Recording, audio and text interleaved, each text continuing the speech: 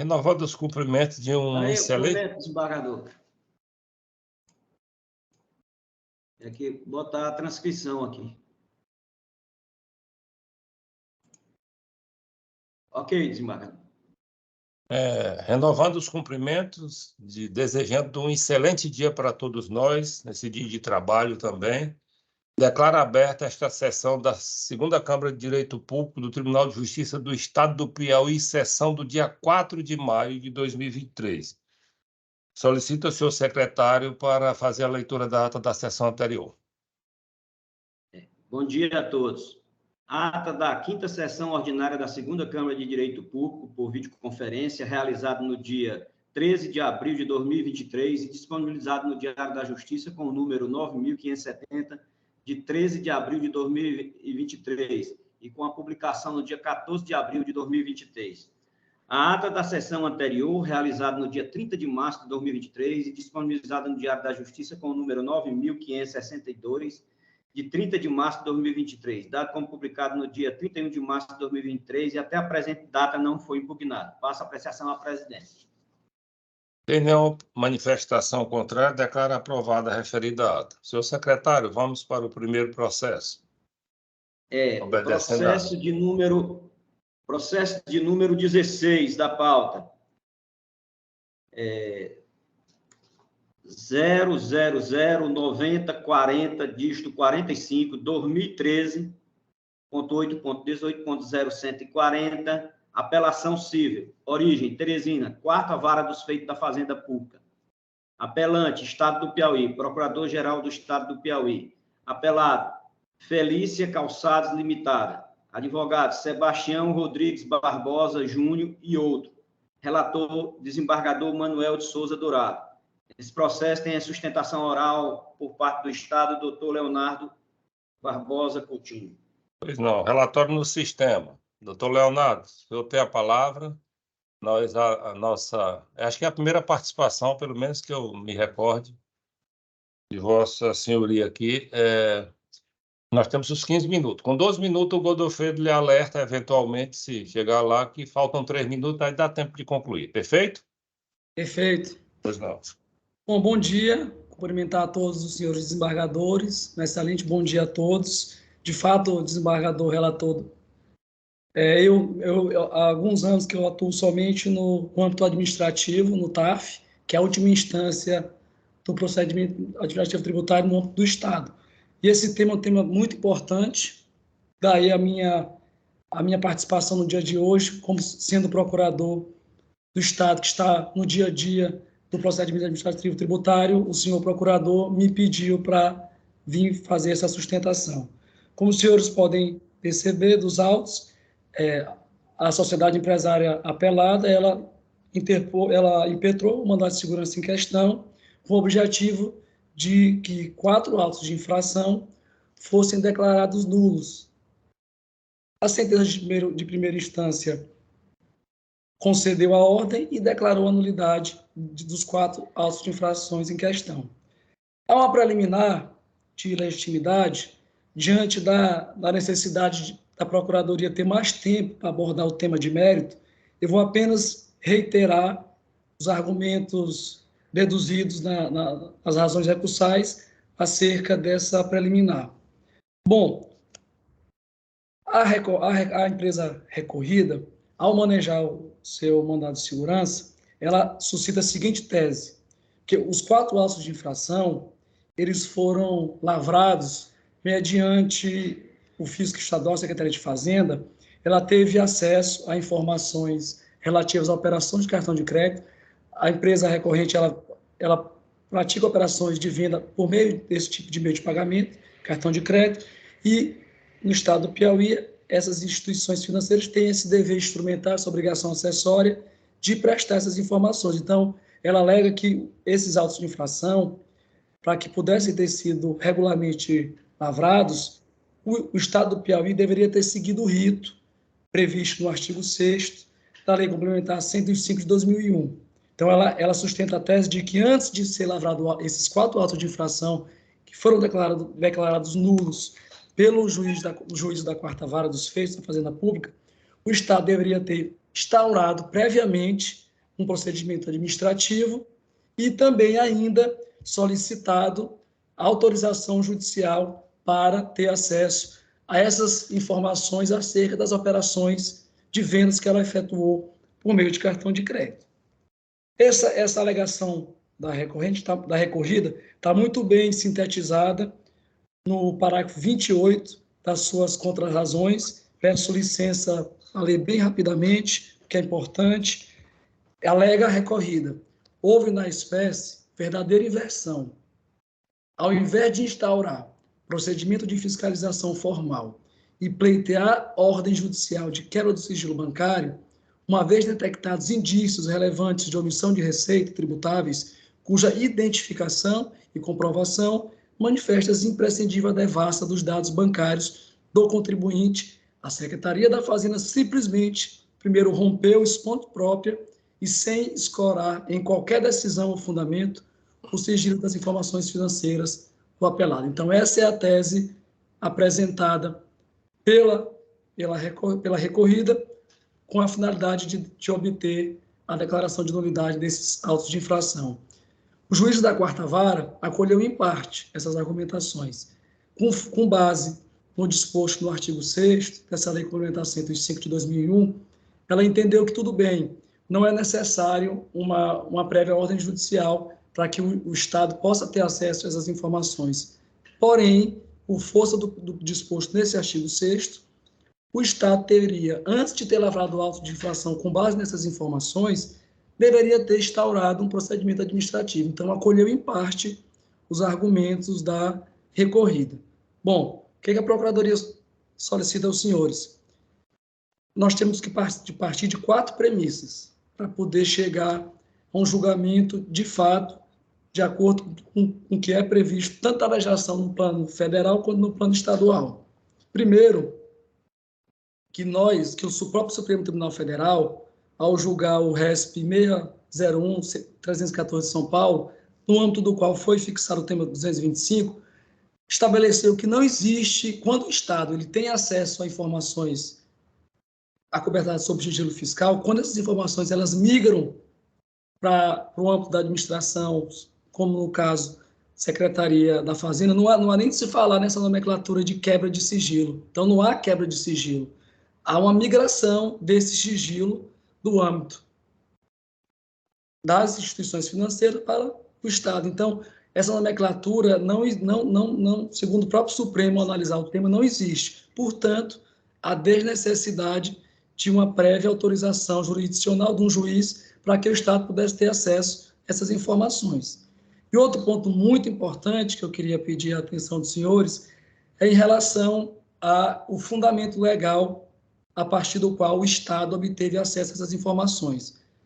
Na Lei Complementar 101, que rege as formas como a administração direta da União, dos estados, do DF, dos municípios podem acessar informações financeiras, estabelece que há 2 maneiras. O Estado do Piauí, por exemplo, ele poderia ter acesso a essas informações de 2 maneiras. Segundo a do artigo 6º, e aí aqui há um equívoco por parte tanto da impetrante como por parte do juízo de primeira instância, de que não foi com base nesse dispositivo que o Estado se pautou. Esse dispositivo, se vocês forem ver a redação dele, permite que o Estado examine documentos, livros e registros de instituições financeiras. Seria como, por exemplo, um auditor fiscal fosse na instituição financeira e acessasse diretamente essas informações, documentos e livros. Então, ele manuseia esses livros, e daí a necessidade de ter esse procedimento administrativo, porque, de fato, o Estado vai estar tendo acesso a todas aquelas informações que estão consubstanciadas nesses documentos. E o artigo 5º, esse sim que interessa para a causa, ele permite que os estados, a União e os municípios, eles imponham uma imposição legal às instituições financeiras que informem ao fisco operações financeiras efetuadas pelos usuários de seus serviços. E nesse artigo 5º, no parágrafo 1º, elenca uma série de informações que podem ser exigidas por meio desse artifício que é os estados estipularem na sua legislação esse dever de informação. E no inciso 13 desse parágrafo 1º do artigo 5º, é bem claro, operações com cartão de crédito. Então, a própria lei complementar federal permite que o Estado, mediante lei estadual, exija das instituições financeiras que operem no território do Piauí que informem ao Estado mensalmente essas operações que os contribuintes inscritos no CAGEP pratiquem com cartão de crédito. E o parágrafo 4º desse mesmo dispositivo fala que, recebidas essas informações, se detectados indícios de falhas, incorreções ou omissões ou cometimento de ilícito fiscal, a autoridade interessada poderá requisitar informações e documentos aos contribuintes. Então, quando ele recebe essas informações, o Estado detectando algum tipo de possibilidade de cometimento de algum ilícito fiscal, sonegação, ele pode instar o contribuinte a prestar esclarecimentos. É interessante também que nesse julgamento que eu comentei, quando o Supremo julgou esse RE, no qual foi editado esse tema 225, a União utilizou desse artigo 5º e editou, e alterou o artigo 11 da Lei 9311 de 96, determinando que as instituições financeiras informassem ao Ministério Público da Previdência, enfim, ao governo federal, essas informações. O Supremo entendeu que é constitucional. Então, que essa possibilidade de, por meio de lei, existir essas informações às instituições financeiras é constitucional.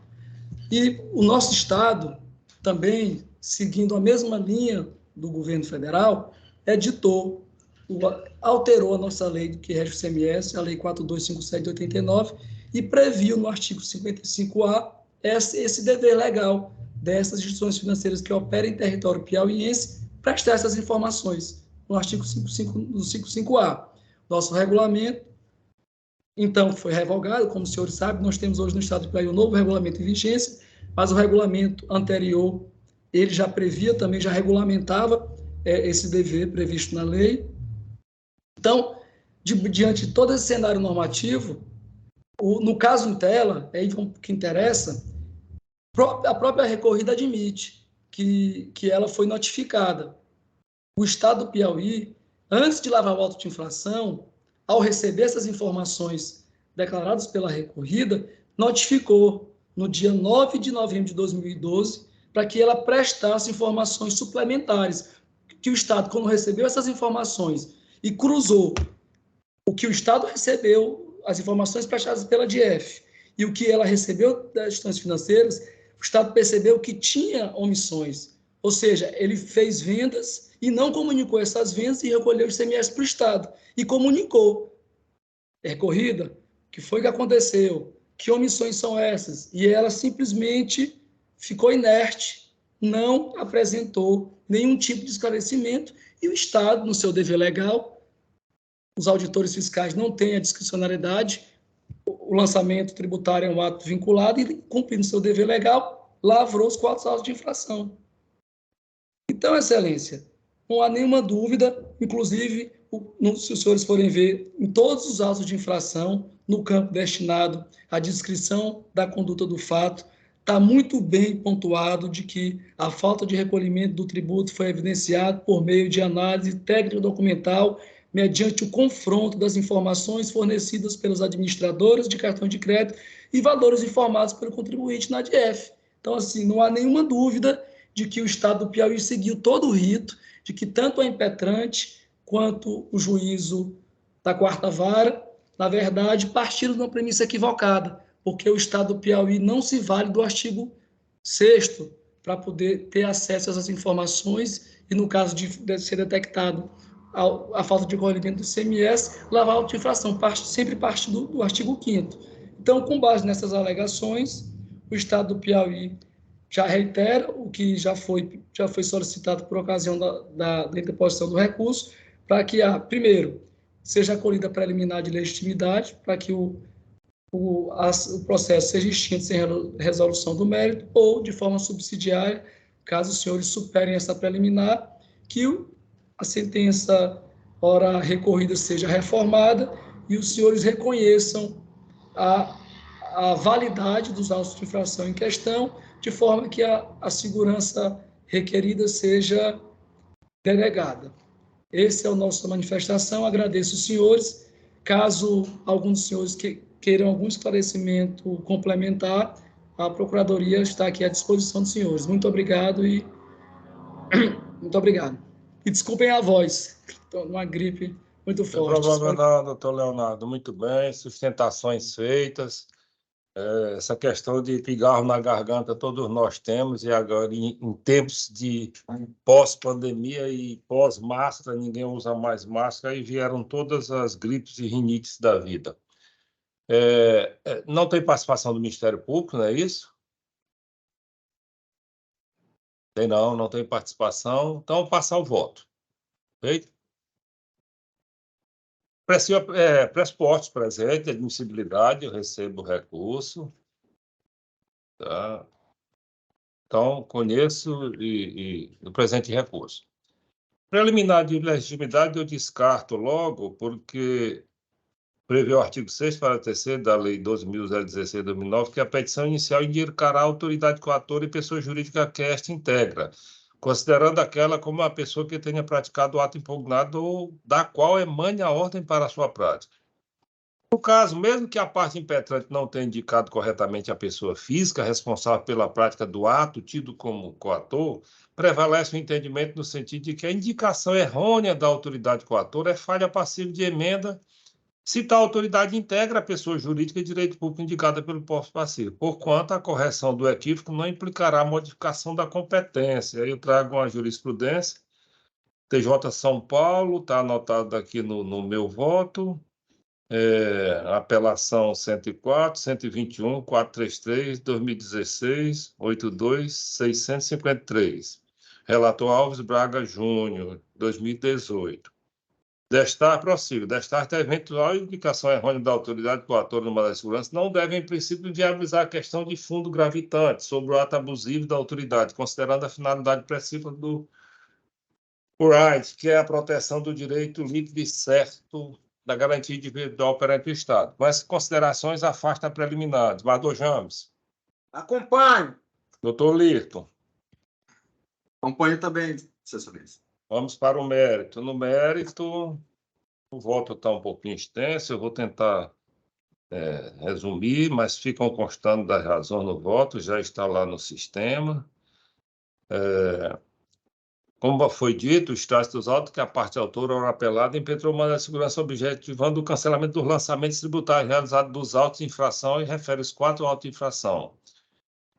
O ponto fulcral, a ausência de instauração de formal processo administrativo, porque quando de suas notificações que precederam a levatura dos autos, o fisco estadual já tinha analisado detalhadamente seus registros e as informações financeiras fornecidas pelas administradoras. O doutor Leonardo sintetizou bem isso aqui.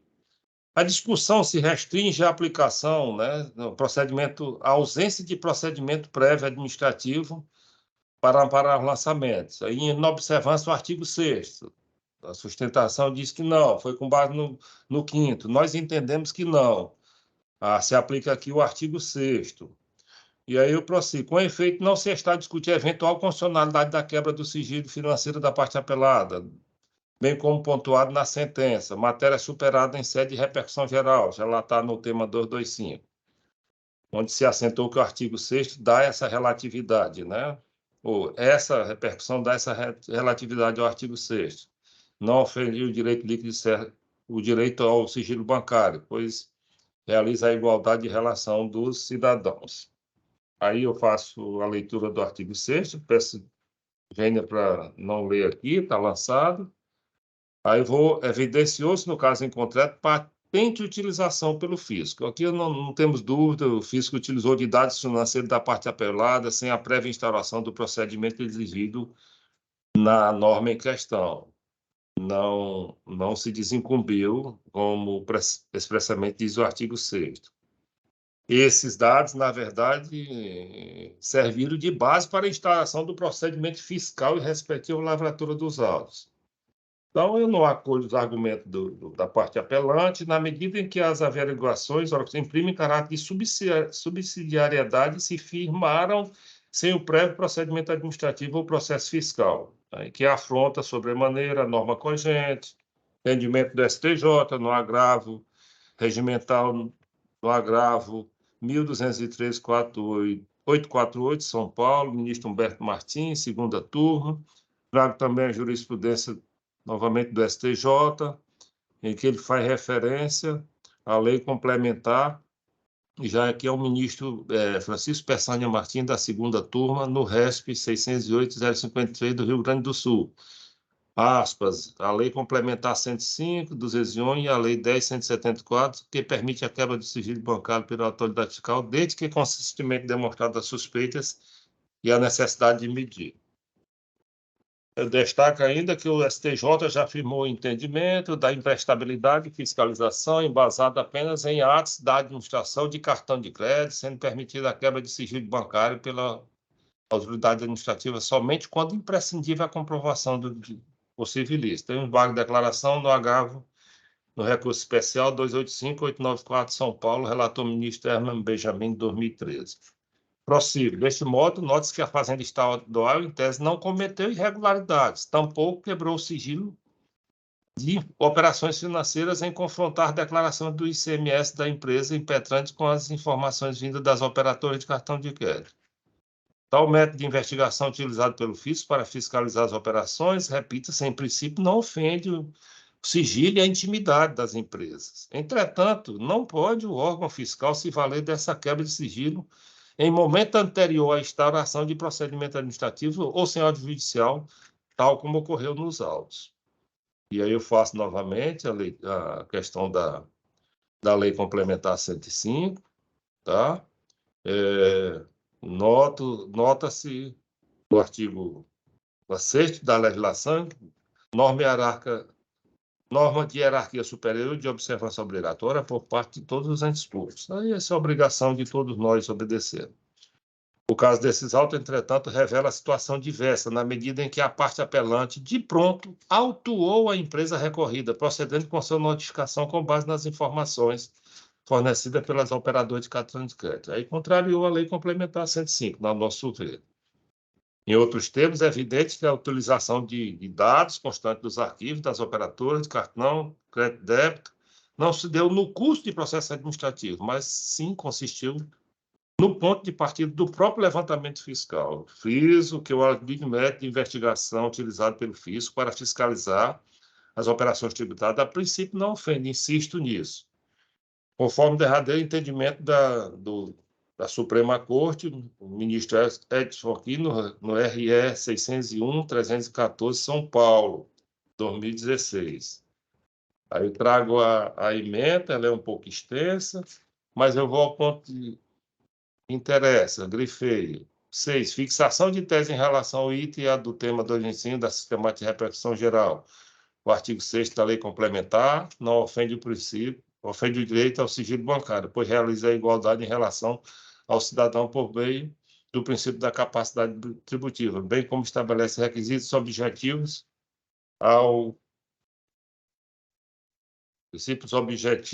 desculpe aí, pessoal, e ao traslado do dever de sigilo da esfera bancária para a fiscal.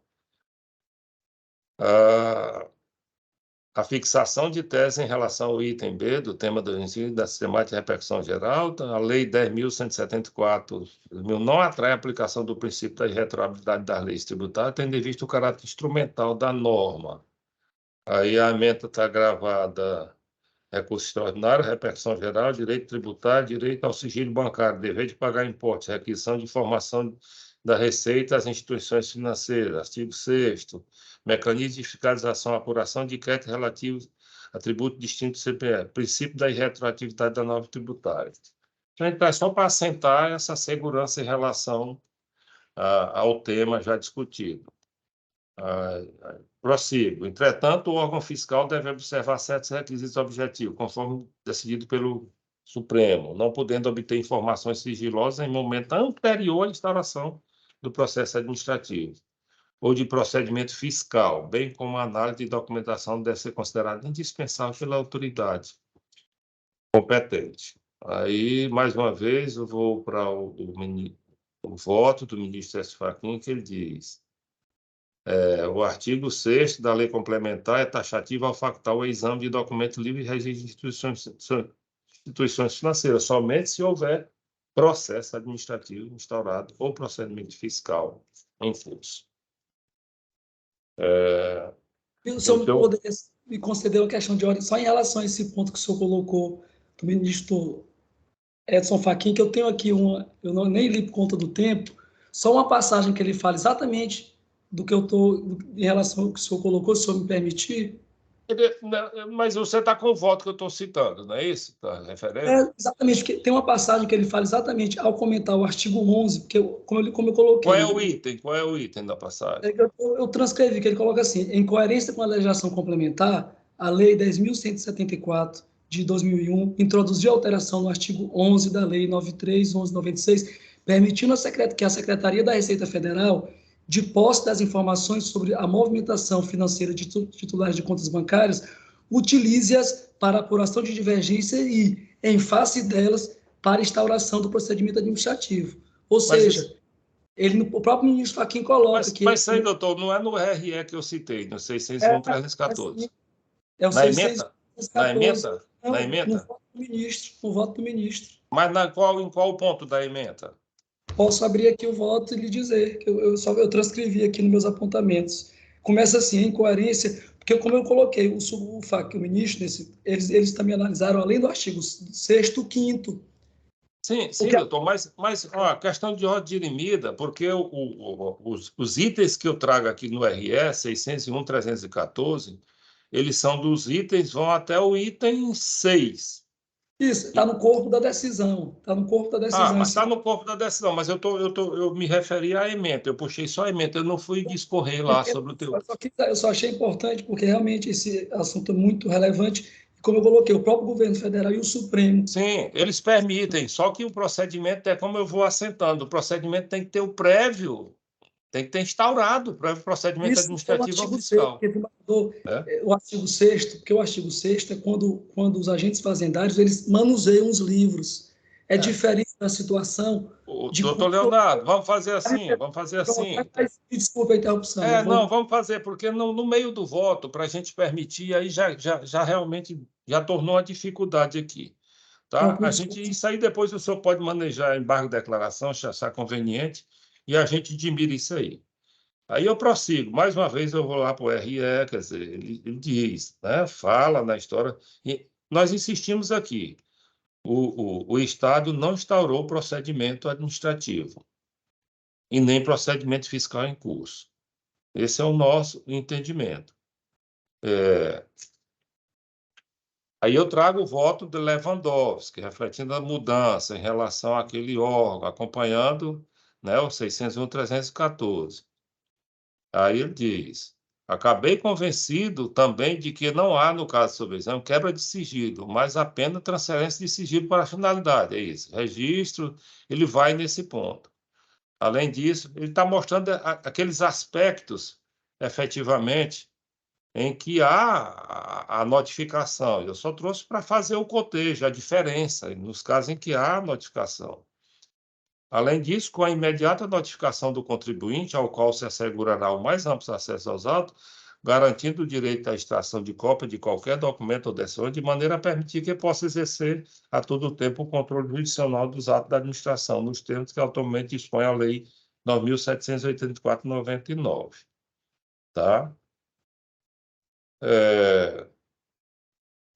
Assim, ele prossegue, fechando o entendimento. Assim sendo, por qualquer ano que se analise a question, apura-se que o presente caso, de fato, revela a situação violadora ao disposto na Lei Complementar 105 de 2001, que culminou na lavratura de notificação de lançamento e contínua inserção do débito nela retratado, o sistema formado na conta corrente fiscal da empresa recorrida, tendo em vista que, nos termos do entendimento do STF, grifei, não pode haver processo administrativo ou procedimento fiscal sigiloso em relação ao próprio contribuinte, fazendo, por referência, necessária a efetiva cientificação, além de conferir-lhe o aspecto. Eu trouxe isso para o contexto para mostrar que até com o procedimento ele tem que garantir o devido processo legal.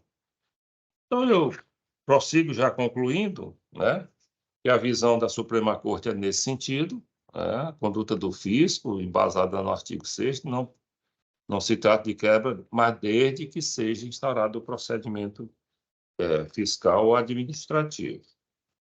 E concluo, né? Dessa forma, o fisco estadual e distrital municipal podem requisitar informações bancárias sobre os contribuintes, desde que haja a instauração de processo com prévia notificação do contribuinte e regulamente nas esferas de sua competência, o artigo 6º da Lei Complementar 105/2001. Nesse contexto, no caso em concreto, verifica-se que a Fazenda Pública obtém informações bancárias do contribuinte sem processo administrativo ou autorização judicial prévia, violou o princípio da ampla defesa e contraditório, bem como o devido processo legal.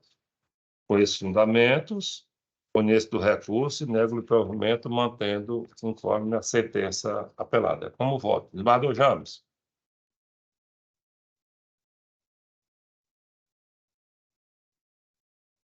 Desembargador James? É porque está sem som, desembargador. Liga o seu microfone. Eu acompanho Vossa Excelência. Doutor Lito. Acompanho o voto da relatoria também, desembargador. Proclamo o resultado. Tribunal, unanimidade nos termos do voto do relator, afastou a preliminar de legitimidade passiva e no mérito conheceu do recurso, mas negou o provimento. Boa. Doutor Leonardo, tem outro, o senhor vai prosseguir ou o doutor Saul que chegou? Só esse mesmo. Doutor Agradeço os senhores pela atenção. Bom dia. Doutor Leonardo, parabéns, o senhor estreou na nossa turma, muito bem concatenada a sustentação de Vossa Senhoria. Teremos em outras vezes, quando necessário. Então, um abraço para vocês. Tá? Parabéns pelo voto. Não foi o que eu esperava, mas parabéns. Obrigado. Tá bom, tá, tchau. Obrigado. Desembargador. Posso prosseguir, desembargador? Vamos, pela ordem de pedido. Já o doutor Saul já se encontra. Uhum. Cadê o doutor Saul? Estava agora. Sim, se encontra. Então, desembargador, é o processo número 13. 13? De relatoria do senhor. Também? Vou aqui já anunciar. 075-2298, dígito 81. 2022.8.18.0000. Agravo de instrumento, origem Teresina, primeira vara dos feitos da Fazenda Pública. Agravantes, Estado do Piauí e outra. Procurador-Geral do Estado do Piauí. Agravado, Inácio Pinto de Araújo. Advogado Max Mauro Sampaio, Portela Veloso e outros. Relator, desembargador Manuel de Souza Dourado. Nesse aqui, desembargador, é o doutor Saul, pelo Estado, e a doutora Larissa, pelo agravado. Pois pronto, começa pelo doutor Saul, não é isso? O relatório no sistema, Doutor Saul, o senhor já sabe a dinâmica, os 15 minutos, com 12 o Godofredo lhe alerta. Doutora Larissa também fica atenta. Pois não. Eu dirijo meus cumprimentos aos excelentíssimos senhores desembargadores Manuel de Souza Dourado, José James Gomes Pereira e ao excelentíssimo senhor doutor Lirton Nogueira Santos. Dirijo meus cumprimentos ainda à excelentíssima senhora Procuradora de Justiça, que torna presente o Ministério Público, todos os servidores do Tribunal de Justiça, na pessoa do doutor Godofredo, e meus ilustres colegas advogados, na pessoa da doutora Larissa. Por meio deste agravo de instrumento, o Estado do Piauí procura obter a anulação da tutela provisória antecipada que foi concedida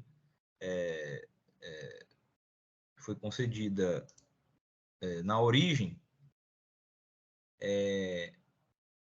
para determinar que fosse efetuado o pagamento dos anuênios, né? No presente caso, não houve atribuição de efeito suspensivo ao agravo de instrumento, mas ainda assim seria, claro, plenamente possível que houvesse o provimento do agravo agora no mérito, né? Precisamente para permitir que haja essa retenção dos anuênios, né? Precisamente porque a referida parcela ela já não se encontra devida diante da superveniência de outros regimes jurídicos que se estabeleceram a respeito da remuneração dos servidores do EMATER. Apenas para citar a mais recente delas, né, eu devo mencionar a Lei 7.460, de 14 de janeiro de 2021, que dispôs sobre o novo plano de cargos, carreira e vencimentos dos servidores públicos do EMATER. Convém mencionar que essa superveniência de novos regimes jurídicos pode sim acarretar a perda de certas parcelas, precisamente porque o Supremo Tribunal Federal já reconheceu em várias ocasiões, inclusive no julgamento já de 2 recursos extraordinários admitidos com repercussão geral, que não existe direito adquirido a regime jurídico. E, especificamente, não existe direito adquirido a uma determinada forma de composição ou forma de cálculo da remuneração do servidor público. Claro, desde que observada a garantia da irredutibilidade da remuneração concebida na sua expressão monetária nominal. Então, desde que não haja uma detração, uma redução no valor nominal da remuneração que é percebida pelo servidor público, é plenamente possível que ocorram modificações posteriores desse regime jurídico, sem que haja aí qualquer violação a direito adquirido, porque simplesmente não existe direito adquirido a um específico regime jurídico, a uma específica forma de composição ou de cálculo da remuneração no serviço público. Então, por essas razões, o Estado pede o provimento do agravo de instrumento para que seja, se não reformada a decisão na origem, pelo menos anulada, permitindo assim que ocorra a retenção dos anuênios que foi objeto de ataque pela parte agravada. Muito obrigado. Por não, doutor Saul, doutora Larissa, com a palavra. Bom dia a todos, meus cumprimentos, Vossa Excelência, na pessoa do desembargador relator deste caso, Manuel Dourado, doutor Lirton, desembargador José James, meus cumprimentos também ao doutor Saul, procurador do Estado, né? A doutora Rosângela de Fátima, que está presente, representante do Ministério Público, o servidor na pessoa do doutor Godofredo e os demais colegas presentes nessa sessão. Só queria iniciar indicando, doutor Saul, que eu acho que o senhor cometeu um equívoco aí em relação à sustentação, porque este processo trata de aposentadoria do senhor Inácio Pinto. Então, acredito que aí houve este equívoco, mas irei aqui trazer para Vossas Excelências algumas questões de fato de direito importantes, sem querer até esgotar o objeto, trata-se de uma decisão liminar, então vou aqui pontuar questões que julgamos importantes para que Vossas Excelências esclareçam aqui a lide, né? O agravado é um servidor público que iniciou aqui prestando seus trabalhos na Secretaria de Fazenda no ano de 1987, como seletista. Somente no ano de 1993 ele teve seu regime jurídico alterado para estatutário e, por meio da Lei Complementar 62 de 2005, que organizou a carreira dos servidores da Fazenda Estadual, ele foi enquadrado como técnico da Fazenda Estadual. E aqui eu trago um adendo que esta lei complementar, ela, na verdade, organizou a carreira e todos os cargos existentes até então foram modificados para nomenclatura ou de técnicos da Fazenda Estadual ou analistas. Então, foi uma mudança que a gente julga de nomenclatura, porque toda a carreira foi organizada dessa forma. Então, o servidor ele passou efetivamente a ocupar este cargo, a realizar a contribuição ao regime próprio, né, sobre seus proventos, e atualmente ele tem mais de 27 anos e 217 dias de contribuição ao regime próprio, sendo 11 anos, pouco mais na realidade, em razão do princípio contributivo, ele permanece em razão da liminar contribuindo, né, para o regime próprio e sobre os proventos, que ele já vinha percebendo no último cargo, e 11 anos de contribuição neste cargo, excelências. O que acontece é que no ano de 2015, o seu Inácio ele atingiu a idade de 70 anos, a idade para aposentadoria compulsória. Por este motivo, né, ele foi encaminhado para a aposentadoria e foi aposentado com proventos proporcionais em relação ao último cargo ocupado por meio da portaria 21.671. Tal ato foi encaminhado para o Tribunal de Contas e até aquela época, aquela corte ela tinha o entendimento de aplicar para todos os servidores que estavam nessa situação a alegação de transposição ilegal de cargo, necessitando a inconstitucionalidade de tal ato, até então, e negou o registro de aposentadoria do servidor. O problema se encontra, excelência, na conduta do Estado posterior, que o que foi realizado pela Fundação Piauí Previdência. O servidor que já contava aí, ao fato de 2021, então já tinha se passado mais de 3 anos da decisão do Tribunal de Contas. E aí o servidor ele foi encaminhado para ativo, já contando com mais de 75 anos de idade, porque tornou-se efeito a aposentadoria dele, voltou para ativa, porém no cargo inicialmente ocupado, que sequer existe mais no Secretaria de Fazenda. Os proventos que ligam a R$ 1.302 Um momento, doutora. Um momento. Desembargador Dourado. Desembargador Dourado, nesse processo, o doutor Lirton verificou que ele é quem assinou a sentença. Excelência, na realidade, é um agravo de instrumento de uma decisão liminar. Verifiquei que foi o doutor Edson. Momentinho, doutora Larissa. Momentinho. A sentença é oriunda aqui da primeira vara e assinada por mim. De fato, eu estou impedido. Não, vamos lá, vamos dirimir. Momentinho, doutora Larissa, calma. Nós estamos efetivamente julgando um agravo de instrumento. Nós não estamos julgando a apelação. O doutor Lício já está dizendo que ele já sentenciou o processo. Pelo menos pelo que a gente já está vendo aqui, porque o Lirto não foi o prolator dessa decisão que provocou o agravo de instrumento. Pela idade dele, o Lirto chegou recentemente na Fazenda Pública. Então, doutor Lirto, vamos só esclarecer que isso aqui já pode nos ajudar. E muito. Por quê? Porque, efetivamente, a minha assessoria ela tem um cuidado de, quando está preparando os votos, ir logo lá na origem verificar.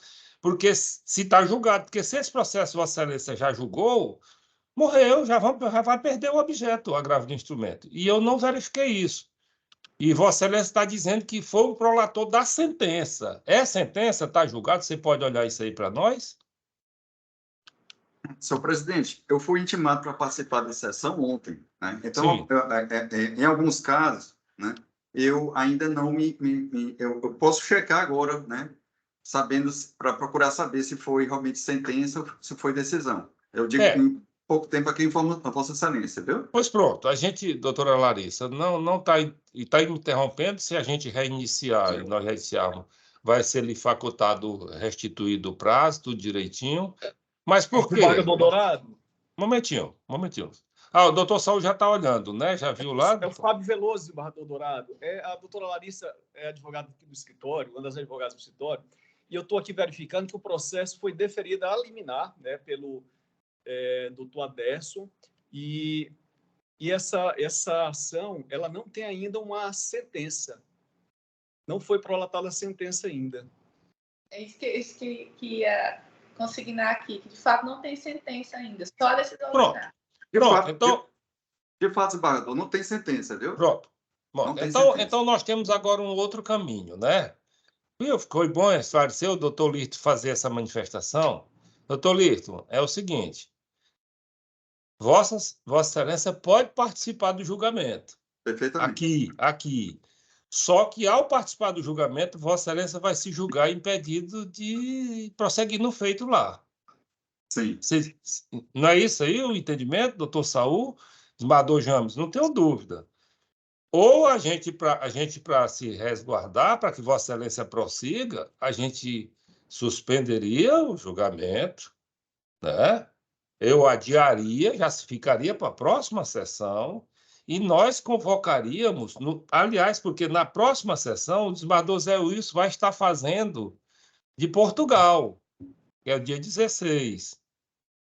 Dia 16 ou é dia 18, a sessão de direito público. Mas, de uma forma ou de outra, a gente convocaria o juiz substituto de Vossa Excelência. Nós temos esses dois caminhos. Doutor Saúl, pois não. Só é porque eu preciso... Na realidade, eu cometi um equívoco aqui, que foi o seguinte: eu olhei pelo número do processo, da tabela daqueles em que eu vou sustentar, e terminei por similitude entre os números, terminei me equivocando. Mas, na realidade, eu não sustentaria nesse processo, eu fui dispensado de sustentar nesse processo.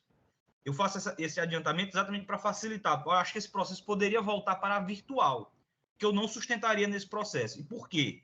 Porque depois que foi pedido a retirada da sessão virtual, o Supremo Tribunal Federal apreciou uma ADPF proposta pelo Estado do Piauí, e a tese do Estado do Piauí foi vencedora.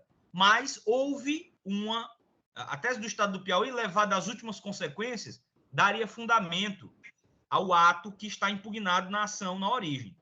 Mas houve uma modulação de efeitos pelo Supremo.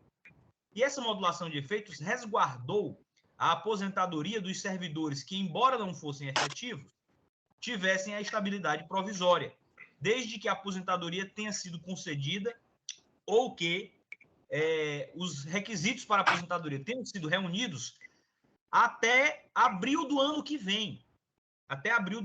Então, diante dessa modulação, eu fiz um pedido de dispensa para não sustentar nesse caso. Certo? Então, eu gostaria, por uma questão de lealdade processual, para facilitar também o trabalho, de dizer que, na realidade, eu nem sustentaria neste caso, razão pela qual ele poderia, se for mais dinâmico para a Câmara, ele poderia até voltar para a sessão virtual. Perfeito. Bom, está esclarecido aí, quer dizer, a gente considera que não há sustentação oral, então, eventualmente, até a gente já desconsidera a fala, mas vamos para o imbróglio processual, né? Competência do juiz convocado. Doutor Lirto. O senhor está questionando se eu desejo continuar na votação ou no caso, me afastar? Prefiro, exatamente, porque se eu voltar para os... Pois é, porque eu voltando para o virtual, porque veja bem, o Lirto está aqui, doutor Saúl. O doutor Lirto está aqui, ele resolve e entende que deve votar, ele vota, e aí lá nesse procedimento ele vai ter que declinar lá para o colega dele para que responda, isso aí a gente ganha tempo. Porque nós sabemos que tudo, o tempo é ouro, né? Nós sabemos que o tempo é ouro e a gente tomando os cuidados para não gerar nulidade, fica melhor ainda, tá? Desconsidera até a ausência de sustentação, porque não teria, né, necessidade. A doutora conclui a sustentação dela, a gente já lhe restitui, doutora. Desembargador Jambes, concorda comigo? Podemos prosseguir assim? Perfeitamente, estou de acordo. Pronto, e a gente aproveita o julgamento, doutor Saúl. Doutora Rosângela também, que é uma questão colocada, a senhora pode se manifestar. Eu queria colher a opinião do Ministério Público sobre essa situação. Se o doutor Lirto pode votar e depois ele fica impedido lá embaixo. O Ministério Público concorda plenamente com esta questão, né, no sentido de que o doutor Lirto possa participar desse julgamento, desde que, posteriormente, ele se julgue impedido no julgamento desse procedimento. Perfeito. E o doutor Lirto aceita participar, não é isso, doutor? Se me for dada a escolha, desembargador. Não, já está sendo dada. Eu prefiro me resguardar para continuar aqui na apreciação do caso. Ah, tá, entendi, doutor. Não, você prefere continuar no andamento do feito. Então, não teria como a gente prosseguir aqui, efetivamente. Bom, vou tomar a decisão. Doutora Larissa, a gente desconsidera, eu vou voltar esse processo, né, para a pauta virtual, tá? Vai voltar a minha pauta virtual, eu lanço o meu voto lá na pauta virtual, e a gente prossegue lá mesmo, viu? Com quem for competente para votar. Perfeito? A senhora tem alguma objeção? É só uma questão de ordem, que das razões aí que o doutor Saúl expôs, para mim não ficou claro se na realidade esse pedido é para que retorne ou de desistência, se ele está reconhecendo a situação, porque de fato se encaixa aí no que foi julgado pela DPF, a situação é muito similar, em um processo recente. Infelizmente, eu não tenho autorização para desistir do recurso. Eu precisaria ir ao Conselho Superior, é uma coisa mais burocrática. Eu consegui apenas a dispensa para não sustentar, para não realizar a sustentação. Pronto, está pronto, pois claro. Pronto. Ó, vamos fazer o seguinte, eu não vou nem jogar esse processo no virtual, tá? Uhum. Eu vou retirar esse processo de pauta, presta atenção, vou retirar esse processo de pauta, é muito melhor eu retirar esse processo de pauta, até para eu já verificar essa questão aí, né? Porque é um agravo, aqui só um agravo, a questão meritória, o ideal seria que o doutor Lito, já que está falando aqui, o doutor Lito já visto lá se esse processo está pronto para julgar, já anotasse aí, doutor Lito, e descesse a caneta nele, no entendimento que Vossa Excelência achar conveniente. Porque se já tem, faz até referência a essa DPF, já faz tudo, então você está com maná na mão para descer a caneta nele e outros que devem ter por lá, para dar baixa na sua... Então eu vou, excelências e prezados caríssimos que fazem parte aqui, eu estou retirando de pauta, perfeito? Agradeço o entendimento de Vossa Excelência, viu, tomadora? Tá? E encara o doutor Lirto que anote isso por gentileza, porque a gente tem dependido muito aqui do colega de primeiro grau. Nas questões, por exemplo, de terra, o que eu mais lido aqui é com questões de 2009, 2010, 2012, 2008, e ninguém julga lá embaixo. E fica aqui só pendurado em agravo, e ninguém julga. Então, se Vossa Excelência puder cuidar desse aí, já ajudaria muito a gente, segunda Câmara aqui. Perfeito? Perfeitamente, Fábio. Doutor Saúl. É a DPF 573, né? A modulação de efeitos. O que resolve aí é a modulação, que resguardou a situação dessas pessoas que se aposentaram ou que venham a se aposentar até abril de 2024. A DPF 573, né? Vai elaborar. Desembargador Dourado. Oi. A modulação de efeitos. A modulação de efeitos resolve. Só um registro, aproveitando a manifestação aqui do doutor Saúl, e falando aqui em nome tanto do escritório quanto de alguns processos que a gente tem, tanto o doutor Lirton quanto o doutor João Gabriel, os magistrados da primeira e da segunda vara, eles já vêm apresentando as decisões, tanto decisões interlocutórias quanto sentença, utilizando já o entendimento dessa DPF. Então, já vem sendo analisado por ambos, né, utilizando esse recentíssimo julgamento lá do Supremo Tribunal Federal. É só para fazer esse registro. Pois pronto, doutor Fábio, o senhor contribuiu, é o mesmo escritório, a gente não tem problema nenhum, são questões de fato que vão surgindo, e aí fica decidido, eu retiro o processo de pauta e o doutor Lito se compromete comigo em ver esse, porque eu retirando de pauta, ele me mandando o resultado que julgou, ele perde o objeto, perfeito? E eu não preciso pautar mais nada. Perfeito? Então, proclamo o resultado, né? Em razão das discussões de o doutor Lirto não poder participar do julgamento, por ser o juiz encarregado do processo lá na primeira instância e querer prosseguir, né, no andamento desse processo, eu retiro o processo de pauta, aguardando que o doutor Lirto, com a presteza necessária, julgue esse processo. Bom trabalho a todos, Excelência. Bom dia. Bom dia. Doutor Godofredo, vamos para o outro. Ok. Processo número 12 da pauta. Relatoria do desembargador James. 081 17 46 dígito 21 2020.8.18.0140 apelação cível. Origem, Teresina, primeira vara dos feitos da Fazenda Pública. Apelante, Edilson Cérvulo de Souza. Advogado, Ivan Lopes de Araújo Filho. Apelado, Estado do Piauí, Procurador-Geral do Estado do Piauí. Relator, desembargador José James Gomes Pereira. Esse processo tem pedido aí de sustentação. Doutor Ivan Lopes e o Procurador do Estado, doutor Saúl.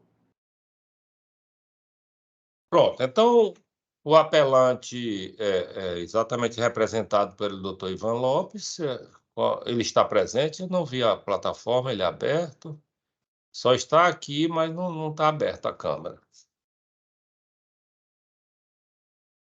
Está sem som. Está sem som, doutor Ivan. Sem som e sem câmera. Sem som e sem imagem. Isso.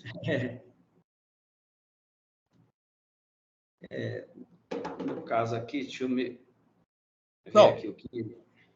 É. Eu vou olhar aqui, desembargador, que me parece que ele tinha falado que iria só, parece que acompanhar, mas deixa eu ver. Então pronto, então pronto. Então, se não tem sustentação, pois só verifique ali.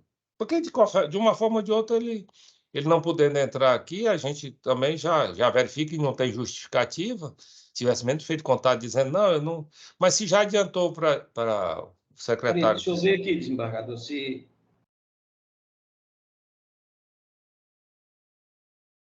ele tinha... Ele pediu para eu enviar o link e ele não tinha falado que era para sustentação. Pronto, então pronto. Só era para enviar o link, depois ele vê lá e tudo direitinho. Como nós só temos sustentação agora do estado do Piauí, desembargador James. Eu queria chamar a atenção que eu não estou nem conhecendo essa apelação. Então, Vossa Excelência está querendo adiantar o voto, né? Aqueles casos. Então, doutor Saúl, o desembargador James está dizendo, já está adiantando que não está conhecendo, né? Deve ser alguma preliminar, ele deve declinar aí qual é. E Vossa Excelência dispensa a sustentação? Está dispensada, sim. Vossa Excelência está... Então vamos lá, bota no ar. Ou não, desembargador James? Ou não, vamos lá. Senhor presidente, questão de ordem. Questão de ordem, senhor presidente. Ou não. Da checagem dos processos, né, para serem analisados hoje, senhor presidente, eu estou vendo aqui, tem alguns que são pertinentes aqui à primeira vara da Fazenda. Perfeito. Mas esse é? Pois é, eu estou aqui checando novamente, né, se essa decisão foi também, se enquadra no mesmo caso do anterior ou não. E se Vossa Excelência puder... Esperar um pouquinho. Poder passar para o processo seguinte, né, eu tento responder. Primeira vara. Essa é da primeira vara, senhor presidente. É a dele, do Lito. É do Lincoln. Pois é, esse processo era do ADES, provém de lá.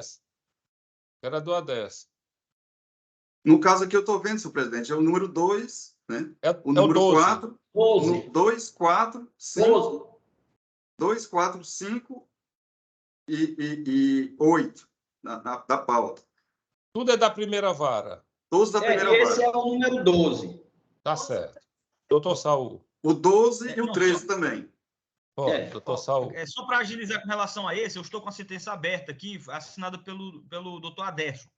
Pronto, então é o Lito que funciona, né? Vai prosseguir nesse processo. Então vamos, doutor Saúl, a gente já vai, né? Desembargador James, fica adiado, né? Para convocar. Fica adiado, Viu, Godofredo? E lembrar disso, porque o primeiro titular do substituto nosso é o Paulo Roberto, é o Lito, é o segundo? Sim, eu sou o segundo. Pois primeiro o doutor Paulo Roberto. O doutor Paulo está de férias. Por isso. Aí sempre, quando for o doutor Lito, se puder avisar com uma certa antecedência, sem ser no dia anterior, Godofredo, ficaria bom, porque ele teria como verificar, né, doutor Lito? E ali, rapidamente, quais são os processos. Então, a gente já vai logo colocar. Doutor Saúl, se eu quer se manifestar, eu já ia logo... É que eu suponho que, no caso, não haveria grande consequência na atuação do doutor Lito, porque ele, aqui a sentença, ela foi pela improcedência. Não conhecida a apelação, vai transitar em julgado a improcedência, não vai ter o que executar mais. Isso é isso que eu ia dizer, né? Esse processo não vai prosseguir conhecendo disso aí, né? Mas aí o doutor Lito prefere se resguardar, porque pode ter ingerência, não quer atuar em processo. Doutora Rosângela, não é isso? Se manifesta o Ministério Público. Não, bem, situações. Doutor Lito, você prefere em processo que envolva a primeira vara, independente de ser melhor você... adiar. E aí você prefere não funcionar para ficar livre cuidando da sua vara, não é isso? Isso mesmo, padre. Eu entendo perfeitamente isso. Aqui é uma colaboração, você é o segundo suplente e realmente vai nos ajudar muito se... Quando acontecer, e é de Câmara Pública, da privada não, né? Mas da pública, se puder o Godofredo avisar com uma certa, até 48 horas antes, a gente sabe que essas coisas acontecem. Mas o doutor Lito também já fica atento para, mesmo sendo avisado no dia anterior, botar a assessoria aí para pesquisar esse negócio e saber se tem processo da sua primeira vara, perfeito? Então, nós vamos fazer assim. doutor Saúl? Desembargador, então esse processo fica adiado. Espera aí, Godofredo. Calma aí, o doutor Saúl quer falar. Não, eu já encerrei. Tá bom. Muito obrigado. Então, nós vamos, considerando, eu solicito ao senhor secretário que verifique quais os processos que o doutor Lito declinou agora, dizendo que é da primeira vara e ele prefere oficiar no primeiro grau para a gente considerar adiados, não é retirado de pauta, não, adiados. Então, eu vou anunciar logo esses processos, né? Melhor. Isso. Pronto. Então, o processo número 2, que é da primeira vara dos feitos da Fazenda Pública, é 0755628, dígito 86, 2022.8.18.0000, agravo de instrumento, origem Teresina, primeira vara dos feitos da Fazenda Pública, agravantes Isabel Moreira Nunes Barbosa e outros, advogado Marcelo Augusto Cavalcante de Souza, agravados Estado do Piauí e outra, Procurador-Geral do Estado do Piauí, relator desembargador José James Gomes Pereira. Isso, Então, retirado de pauta, porque, isso. Adiado porque o doutor Lito não pode participar, entendi. Ou não? Em razão de impedimento, né? Que ele coloca impedimento. Isso, é impedimento mesmo.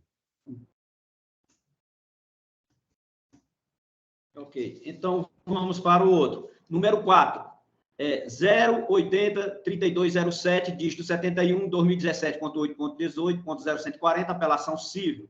Origem, Teresina, primeira vara dos feitos da Fazenda Pública, apelante Estado do Piauí, Procurador-Geral do Estado do Piauí, apelado Erlon da Costa Silva, advogada Suiane Santos Pires, relator desembargador José James Gomes Pereira, adiado.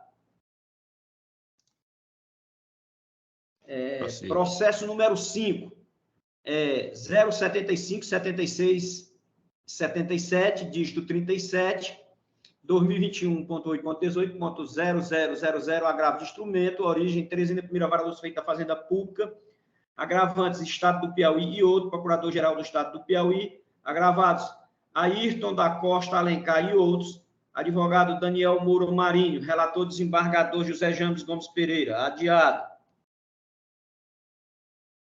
Processo número 8, 080-4300, dígito 64, 2020.8.18.0140, apelação civil. Origem, Teresina, primeira vara dos feitos da Fazenda Pública. Apelante, Sueli Vieira de Souza. Advogado, Amadeu Ferreira de Oliveira Júnior. Apelados, Estado do Piauí e outro, Procurador-Geral do Estado do Piauí. Relator, desembargador José James Gomes Pereira. Adiado.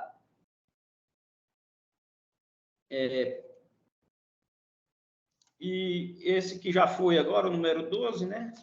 E o pronto, desembargador, foram esses os processos adiados em razão do impedimento do doutor Lirton.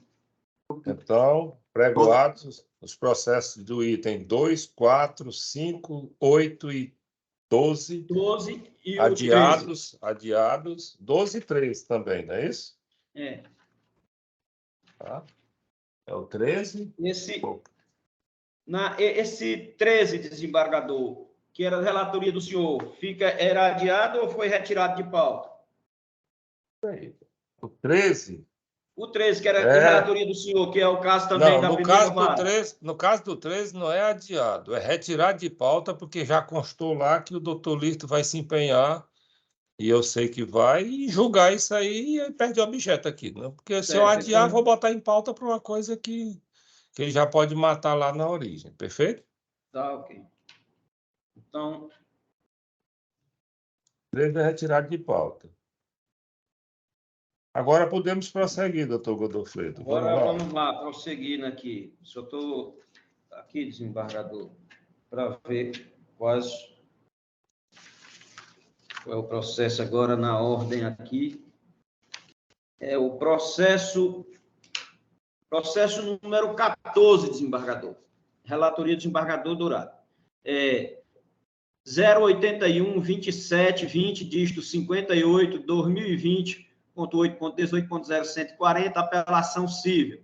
Origem, Teresina, segunda da vara dos feitos da Fazenda Pública.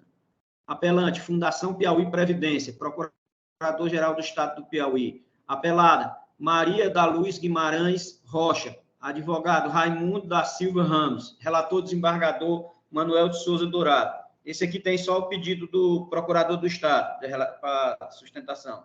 Doutor Saúl. O relatório está no sistema, doutor Saúl, e eu estou acolhendo a preliminar em razão da prescrição, a pretensão da parte. O meu voto está nesse sentido, Vossa Excelência tem uma preliminar arguída pelo Estado, né? É a prescrição, o prazo quinquenal, e eu estou acolhendo. Vossa Senhoria quer fazer sustentação oral ou dispensa? Não, dispenso. Aí, doutora Rosa, como é que a gente toca aqui na nossa Câmara? É antecipação de voto, e vamos ganhando tempo. Não tinha porquê. Isso é muito bom para todos nós, não é? Eu leio só a emenda. Apelação civil, Montepio Militar, preliminar de prescrição quinquenal, acolhimento. A prescrição, a prescrição de fundo de direito ocorre quando o direito subjetivo é violado por um ato único. Começando daí a correr o prazo prescricional que a pessoa lesada tem para exigir do devedor a prestação. Esgotado esse prazo, extingue-se a pretensão e o credor não mais poderá exigir nada do devedor, já que atinge a exigibilidade do direito como um todo. 2. No caso em apreço, a ação em comento foi ajuizada apenas em 4 de junho de 2020, tendo ocorrido o óbito em 6 de 11 de 87. Desta feita, afere-se que, da data do óbito até a propositura da presente ação, passaram-se mais de 30 anos, sendo que, partindo da premissa de que o termo inicial é o da lei complementar 66/2006, a pretensão se mostra intempestiva, uma vez que se encontra fora do prazo quinquenal. Preliminar acolhida. Então, conhecido o recurso, e lhe dei, provimento para acolher a preliminar de prescrição. Como voto? Meu voto. Doutor Lito. Com a relatoria. Ok. Trocamos o resultado, né? O tribunal, unanimidade, nos termos do voto do relator, conheceu do recurso, lhe deu provimento para acatar a preliminar de prescrição. Processo número 15, desembargador.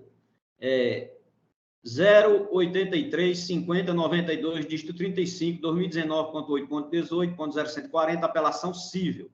Origem, Teresina, segunda vara dos feitos da Fazenda Pública. Apelante, Fundação Piauí Previdência, Procurador-Geral do Estado do Piauí. Apelado, Raimundo Nonato de Jesus da Silva Torres. Advogado, José Lustosa Machado Filho. Relator, desembargador Manuel de Souza Dourado. Esse é o... Sustentação oral do doutor Saúl. É o 15? É o 15. Perfeito. O 15, doutor Saúl.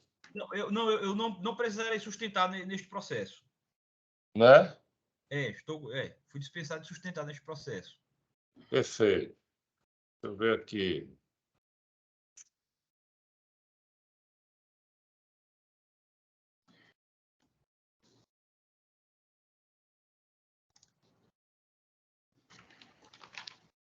O recurso é de quem, Godofredo? Quem é o recorrente? A apelação? Raimundo Nonato de Jesus da Silva Torres. Ele é o apelante, está aqui, não é isso? É o apelado. Ah, tá. Doutor Saúl, independente de manifestação, eu vou ler só a emenda. Eu estou negando provimento. Realmente eu estou mantendo, né, a sentença. Tá? E a emenda ficou: mandado de segurança, apelação, agente penitenciário inativo, aposentadoria especial, integralidade e paridade de vencimento, direito. Lei complementar 56, recepção pela Constituição Federal. Recurso improvido. O impetrante já se encontrava no exercício do cargo antes da publicação da emenda constitucional 4103. Preenchimento dos requisitos previstos na Lei Complementar 51, no tocante ao tempo mínimo de contribuição previdenciária e de exercício em cargo de natureza estritamente policial. Direito líquido e certa integralidade e paridade dos eventos. Sentença mantida. Então, eu estou mantendo a sentença, ele é o apelante, né? Mas estou mantendo. Eu acho que ele não se satisfez mais. Né? Não é isso? O apelante não é o... O apelante é a Fundação Piauí Previdência. Isso aí. Mas, de qualquer forma, eu estou lendo, eu estou negando... Um momentinho.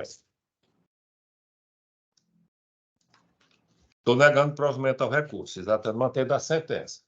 Como voto, desembargador James? Eu voto. Doutor Lito? Também acompanho, desembargador. Trocamos o resultado. Tribunal, unanimidade, nos termos do voto do relator, conheceu do recurso, Ele negou o provimento, mantendo integralmente a sentença recorrida. Ok. Processo número 11, desembargador. 11? O 11. Sou eu? Relatoria do senhor também. 0006345, dígito 48, 2016.8.18.0000, apelação civil. Origem, Teresina, segunda vara dos feitos da Fazenda Pública. Apelante, Márcio Nunes de Miranda. Advogados, Marcelo Augusto Cavalcante de Souza e outros. Apelados, Estado do Piauí e outro. Procurador-Geral do Estado do Piauí, relator Manuel de Souza Dourado, tem pedido de sustentação por parte dos apelados do Estado do Piauí, doutor Saúl. Perfeito, doutor Saúl, pode se manifestar. E aquelas questões das duas questões, né? Não, eu também estou dispensado desse aí, não preciso sustentar. Isso. Então, Eduardo James, doutor Lito, aqui é uma questão, uma matéria batida aqui, nós já batemos nessa Câmara, enquanto fomos convocados. É a questão das questões 55 e 59 desse edital da PM Piauí, ainda de 2013. A gente já teve até a oportunidade de dizer que, eu sei que é 2013, nós temos 10 anos, doutora Rosa, a gente espera que o NUCEP ou a NUCEP, que comanda esses concursos dos órgãos do Estado, tomem mais cuidado com as coisas, porque praticamente esse concurso aqui da polícia, nós aqui do tribunal nos tornamos o revisor do edital das questões, porque é brincadeira as dezenas e dezenas de pessoas que estão socorridas. Essa matéria está pacificada, remansosa, já aqui em outras câmaras, na gente, e eu vou só para a emenda. Processo civil, apelação civil, mandado de segurança, pretensão de anular questões supostamente viciadas de concurso público. Tema de repercussão geral 485, interferência jurisdicional somente diante da flagrante ilegalidade, entendimento repercutido nesse Tribunal de Justiça, aplicável à hipótese dos autos, questão anulada, questões anuladas, recurso conhecido e provido. Então, realmente, o item 1, Superior Tribunal de Justiça, no julgamento do RMS 28204, repercutiu a possibilidade de anulação judicial de questão objetiva de concurso público, dada a excepcionalidade do caso, quando o vício que a macula se manifesta primo icto oculi, livre de dúvidas. Outrossim, não se pode olvidar o entendimento também firmado pelo Supremo, quando do julgamento do lead case 632.853, em que apreciou o tema de repercussão geral 485 e oportunamente fixou-se a tese. A tese não compete ao Poder Judiciário substituir a banca examinadora para reexaminar o conteúdo das questões e os critérios de correção utilizados, salvo ocorrência de ilegalidade ou inconstitucionalidade. 3. Quanto à questão 55, veja que esse Tribunal de Justiça posiciona-se no sentido de acatar o argumento da parte autora. Isso porque o mecanismo linguístico utilizado na questão tornou dúbia as suas percepções e interpretações. Quanto à questão 59, indiscutivelmente a resolução seria facilitada com o conhecimento acerca da atuação das Forças Armadas, vez que somente superficialmente refere às percepções teóricas dos serviços de segurança pública, sendo justificável falar em dissonância do conteúdo programático, uma vez que a questão trata absolutamente de assunto diverso da temática, recurso conhecido e provisto, sentença reformada. Doutora Rosângela, como a senhora está participando aqui, você se participou de outras, isso aqui são duas questões batidas, a nossa Câmara, eu inclusive, como relator, os outros, a gente tem muito cuidado quando é para entrar em mérito de questão. Nós não temos que substituir banca examinadora, nada, mas tem umas coisas flagrantes que essas duas questões já estão remansosas pacificadas. Eu colho o voto do Esmador James. Põe, Vossa Excelência. Doutor Lito. Também acompanho, senhor. Proclamo o resultado. Tribunal, unanimidade nos termos do voto do relator, conheceu do recurso e deu provimento reformando a sentença para anular as questões 55 e 59 do edital 5/2013 e assegurar o apelante o prosseguimento nas demais fases do certame. Como voto. Doutor Godofredo. Ok. Processo agora, número 7, desembargador. Pois não. Olha, número 7 não, engano, número 9. 081-2674, dígito 6. 2019.8.18.0140, apelação civil. Origem: Teresina, segunda vara dos feitos da Fazenda Pública. Apelante: Sabemi Previdência Privada S.A. Advogado: Juliano Martins Mansur.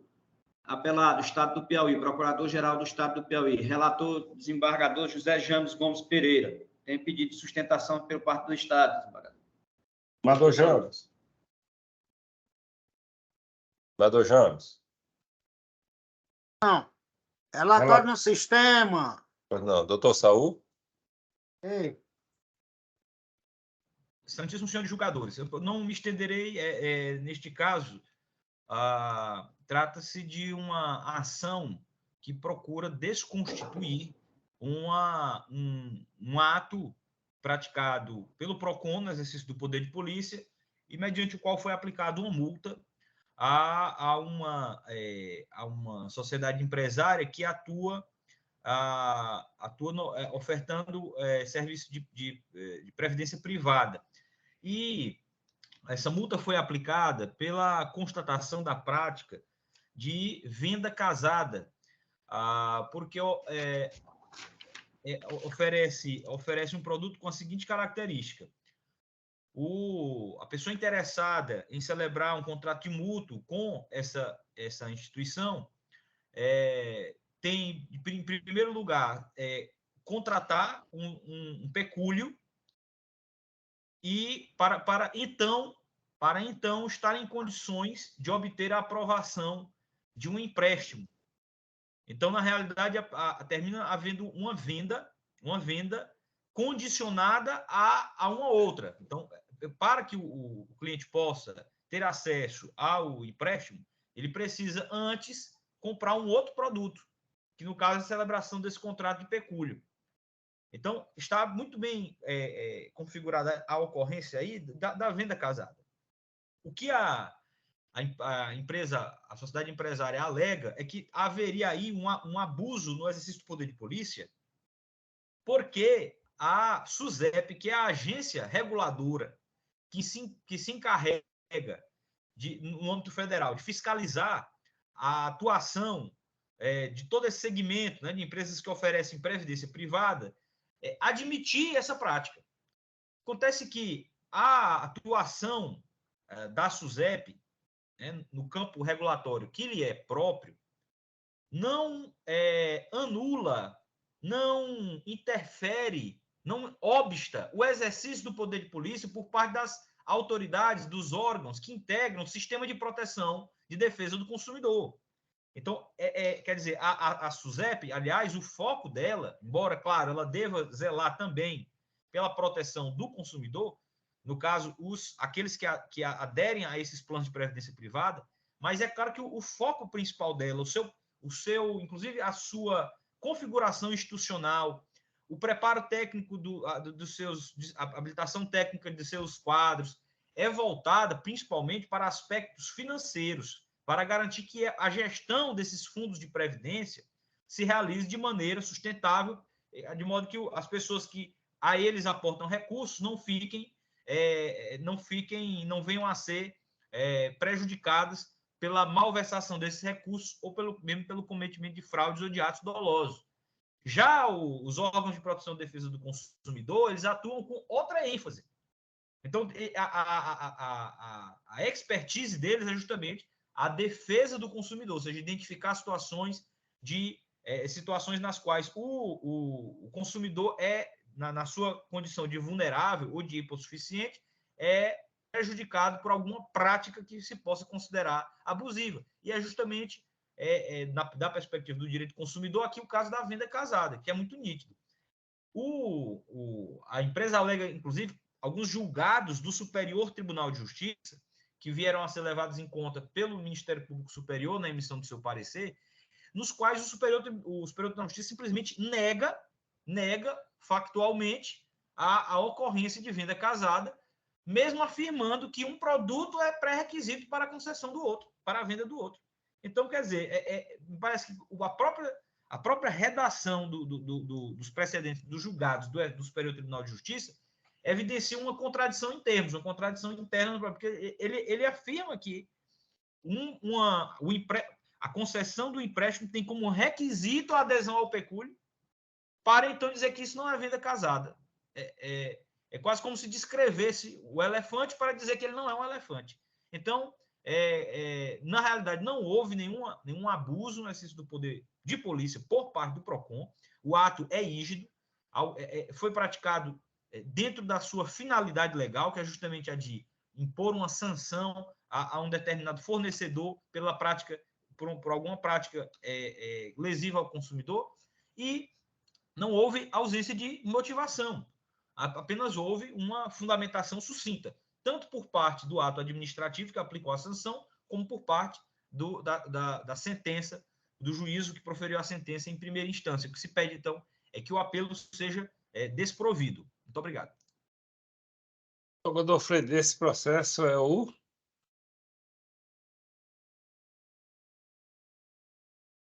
Godofredo? É o 11. É o 11, né? Não. Estava sem o microfone, desculpa aí, desembargador. É o processo número 9 da pauta. É o 9. Apelante Sabemi Previdência Privada. Um momentinho. É o 9, né? Sim. É o Sabemi. Previdência Privada. Ele é o recorrente, né? É o apelante e o apelado Estado do Piauí. Tá certo. Pois não, desembargador Jambos. Palavra. Vamos lá. Administrativo, apelação civil, ação anulatória de ato administrativo, previdência complementar. Preliminares rejeitadas, recurso conhecido e provido, sentença reformada.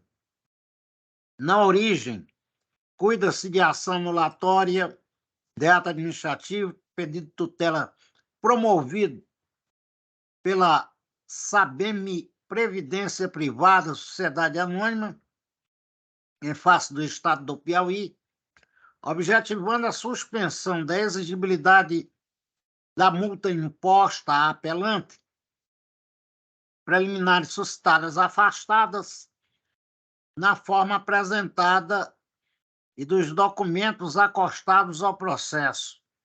Informação constante do parecer que repousa nos autos a recorrente notificada em audiência no processo administrativo para apresentar sua defesa não o fez. Em seguida, foram proferidos relatórios e parecer com julgamento administrativo e aplicação de multa. Após for apresentado recurso administrativo, sendo improvido. Na hipótese, não houve afronta ao contraditório apelante, uma vez que lhe foi garantido a ciência e participação em todas as fases do procedimento administrativo e oportunizada a ampla defesa. Sobre a alegativa de abuso de poder, notemos que a autora é entidade de previdência privada aberta, normatizada pela Superintendência de Seguros Privados, SUSEP, sendo a associação civil sem fins lucrativos, vinculada à circular SUSEP 320/2006 e 167/2001, conforme se verifica do Estatuto Social, encartado aos autos. Por outro lado, de acordo com a circular SUSEP 320/2006 e 167/2001, de fato, a apelante somente está autorizada a fornecer assistência financeira a quem é titular de plano de benefícios e previdência complementar, nos termos do artigo 2º, inciso 1 e 15 da circular 320/2006 e artigo 1º da circular 167/2001, ou seja, é condição para o fornecimento de assistência financeira a preexistência de relação jurídica entre consumidor e autora, no que diz respeito ao seu objeto principal, que é o fornecimento de previdência complementar, como previsto no Estatuto Social. Ademais, pelo exame das normas em conflito, poder-se-ia afirmar, de plano, que o CDC desautoriza as circulares normativas da SUSEP naquilo que é conflitante, uma vez que é norma de hierarquia superior. Precedentes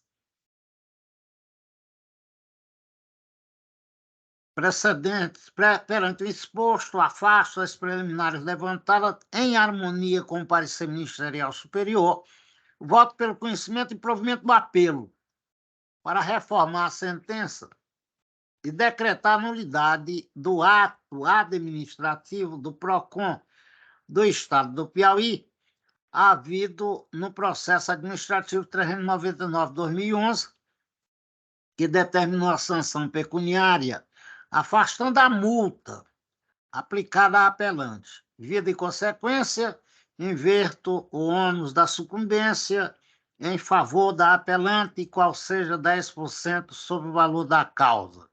É o voto, senhor presidente.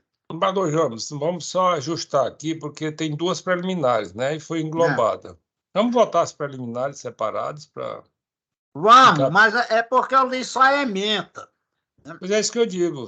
Só a ementa aí diz a preliminares afastada. Aí seria interessante, assim, só para a gente vai evitar nulidade. Não é problema, não é problema. Fosse para o voto e aí visse cada uma das preliminares, a gente já sabe qual é o mérito.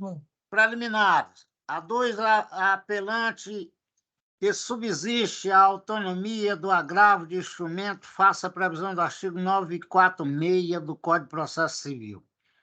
Abordou o agravo de instrumento manejado pela recorrente de atacar a decisão que indeferiu o pedido de antecipação de tutela, a qual objetiva suspender a exigibilidade de multa e inscrição da dívida ativa aplicada pelo PROCON.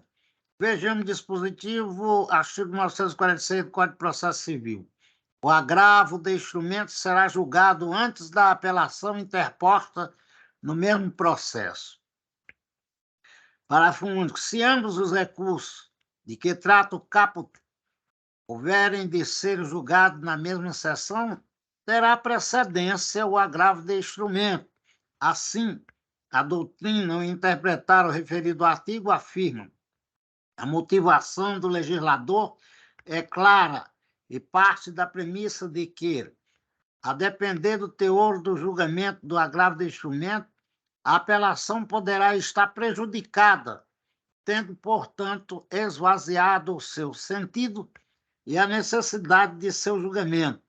Basta imaginar o agravo interposto contra decisão interlocutória, que indeferiu o pedido de prova, sendo provido o recurso em razão do efeito expansivo, objetivo externo do recurso, da necessidade de seu julgamento. Basta imaginar o agravo interposto contra decisão interlocutória que indeferiu o pedido de prova, sendo provido o recurso em razão do efeito expansivo, objetivo externo do recurso, a sentença será anulada e a aplicação da já interposta e pendente de julgamento perderá objeto. Dessa forma, é possível, portanto, que a prolação da sentença torne o agravo de instrumento prejudicado, de forma que, sendo informado o tribunal de segundo grau, depois da interposição da apelação, não terá sentido seguir a regra do artigo 946 do CPC, se o dispositivo é fundado na eventual prejudicialidade do julgamento do agravo de instrumento sobre o julgamento da apelação. A mesma ratio deve ser considerada para sua não aplicação quando da prolação da sentença é prejudicial ao julgamento do agravo de instrumento. Nesse contexto, é o que ocorre com o agravo de instrumento interposto de decisão interlocutória de tutela de urgência, com a prolação da sentença. O Superior Tribunal de Justiça entende que o agravo de instrumento perde o objeto, sendo o tribunal informado antes da interposição da apelação da prolação da sentença, poderia julgar o agravo do instrumento prejudicado, inclusive por decisão monocrática do relator, artigo 932, inciso 3 do CPC, antes mesmo da interposição da apelação. E, além disso, é comum, entretanto, que a informação e decisão não sejam tão rápidas, de forma que a notícia ou a decisão sobre a perda superveniente do objeto do agravo só venham a ocorrer depois da interposição da apelação. Nesse caso, não existirá sentido a aplicação da regra aplicada no artigo 946 do CPC. Nada obstante, o que se percebe é que a precedência do julgamento do agravo de instrumento e sua sobrevivência após a sentença somente subsiste quando a decisão do agravo puder alterar entendimento fundado durante a instrução dos autos originários, como no exemplo acima de indeferimento de produção de prova, o que não é o caso dos autos. No caso em Textilha, houve indeferimento do pedido de tutela antecipada com posterior julgamento de mérito, fato que por si só fulmina o agravo do instrumento, uma vez que o mesmo pedido pode ser feito em sede de preliminar no recurso de apelação, sem nenhum prejuízo. Assim, entendo que o agravo de instrumento a que se refere o recorrente perdeu seu objeto, tendo em vista a prolação da sentença de mérito, que indeferiu os pedidos iniciais, incluído aí o pedido de antecipação de tutela, objeto do agravo. A propósito, cito aqui uma jurisprudência e rejeito, pois, a preliminar suscitada. Bom, agora acompanhe Vossa Excelência, doutor Lito. Também acompanho, presidente. Da preliminar, tem outra preliminar. Preliminar por ausência de fundamentação. De logo afasta a preliminar. Arguída por ausência de fundamentação, haja visto que, objetivado o contexto da sentença hostilizada, percebe-se que o magistrado da Cor fundamentou sua decisão na jurisprudência dos tribunais superiores. Assim, o juízo não está obrigado a responder expressamente a todas as questões suscitadas pelas partes, quando tenha apresentado elementos suficientes à formação da convicção nos termos do artigo 489, parágrafo 1º, inciso 4º do CPC, combinado com o artigo 93, inciso 9 da Constituição Federal de 88. Afasto mais essa preliminar. Pois não. Acompanhe Vossa Excelência, doutor Lito. Acompanho também. Pronto, agora delineadas as preliminares, Mador, já houve mérito, Vossa Excelência já votou, já julgou, não é isso? Vamos só assentar aqui, deu provimento ao recurso, tá? Afastando as preliminares. Proclamo o resultado. O tribunal, unanimidade nos termos do voto do relator, negou as preliminares, afastou as preliminares e, no mérito, deu provimento ao recurso em harmonia com o parecer ministerial para reformar a sentença e decretar a nulidade do ato administrativo do PROCON do Estado do Piauí, havido no processo administrativo 399/2011, que determinou a sanção pecuniária afastando a multa aplicada à apelante. Inverteu os ônus da sucumbência em favor da apelante, ou seja, 10% do seu valor da causa. É o resultado do julgamento. Doutor Godofredo.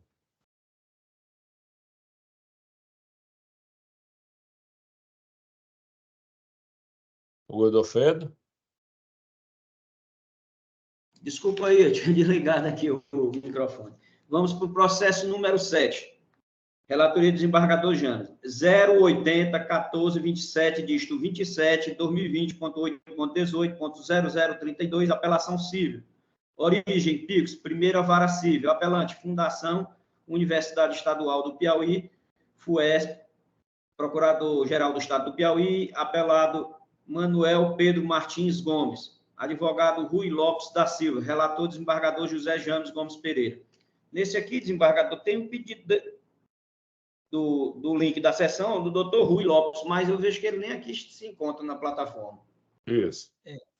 Mas o apelante o Saúl tem algo. Não, eu também já, na realidade, consegui dispensa também deste processo e já encerrei aqueles nos quais eu haveria de sustentar. Então, agradeço mais uma vez, a recepção cordial e gentil, generosa de todos e desejo um bom resto de semana de trabalho, um bom fim de semana também de descanso. Um forte abraço. Saúde, Doutor doutor. Saúl, vá com Deus. Obrigado pela participação. Amador James, aí não tem sustentação de nenhuma das partes. Vossa Excelência poderia ler só a emenda. Vamos só para... Pois é, vamos lá, rapidamente. É o 9. É o 7. Não, é o 7. É o 7, perdão. É o 7. A ação de obrigação de fazer com pedido de tutela de urgência e evidência, combinado com cobrança de diferenças remuneratórias correspondentes ao regime de trabalho. A titulação, alteração do regime de trabalho para dedicação exclusiva, remuneração compatível, detenção de títulos de doutor, promoção devida. Havendo diferença entre os regimes de trabalho, na medida em que se estabelece condição mais específica e severa de trabalho para o professor sob regime de dedicação exclusiva, deve ser proporcionado uma melhor remuneração. Tal fato, por si só, é condição imperativa para aumento salarial, devido à exclusividade do serviço prestado, devendo a parte haver a respectiva contraprestação pecuniária, sendo comprovada a titulação de doutorado. Faz jus o docente à devida promoção nos termos do artigo 18 da Lei Complementar Estadual 61/2005. Recurso conhecido e improvido. É o voto. Acompanhe Vossa Excelência, doutor Lirto. Sigo o mesmo entendimento, senhor presidente. Então, proclamo o resultado. Tribunal, unanimidade nos termos do voto do relator, conhece do recurso e nega o provimento, mantendo a sentença em primeiro grau em todos os seus termos. Vamos para o processo número 1, desembargador. 0800004, dígito 54, 2020.8.18.0057, apelação, remessa necessária. Origem, Jaicós, vara única. Apelante, Estado do Piauí. Procurador-Geral do Estado do Piauí. Apelados, Dolores Balbina Crisanto Souza. Neste ato, representada por Antônio Rufino de Souza Neto e outros. Advogadas, Milana Ribeiro Reis e outra. Relator, desembargador José James Gomes Pereira. Amador James, os senhores também pode ir. Tem só... Só emenda, civil e processo civil, apelação civil, ação revisional de gratificação adicional, correção da gratificação do adicional por tempo de serviço, julgado improcedente, prescrição inexistente, relação de trato sucessivo, adicional por tempo de serviço, direito adquirido ao reajuste, inexistência, honorários advocatícios fixados com base no artigo 85, parágrafo 3º, inciso 1 do CPC. Sentença reformada. Nas hipóteses de prestações periódicas, a exemplo da esqueci-busca, nos autos, pagamento mensal de adicional por tempo de serviço, devidas pela administração, não devemos falar propriamente em prescrição da ação, mas apenas em prescrição das parcelas anteriores a 5 anos do seu ajuizamento. Essa prescrição também é denominada de prescrição de trato sucessivo, pois o marco inicial do prazo prescricional para a propositura da ação se renova continuamente. Ficou estabelecido que os servidores que ingressaram no serviço público após a promulgação da Lei Complementar 33/2003 não teriam direito ao adicional, contudo, em obediência à vedação da irredutibilidade de vencimento, aqueles que já percebiam tais verbas, como é o caso da autora, continuariam a fazê-lo, mantendo os valores pagos até a data da entrada em vigor da aludida lei. porque se afigura cumprido no caso em análise. Honorários advogatícios fixados à base do artigo 85, parágrafo 3º, inciso 1 do Código de Processo Civil. Sentença reformada. É o voto. Vai, Vossa Excelência, doutor Lito.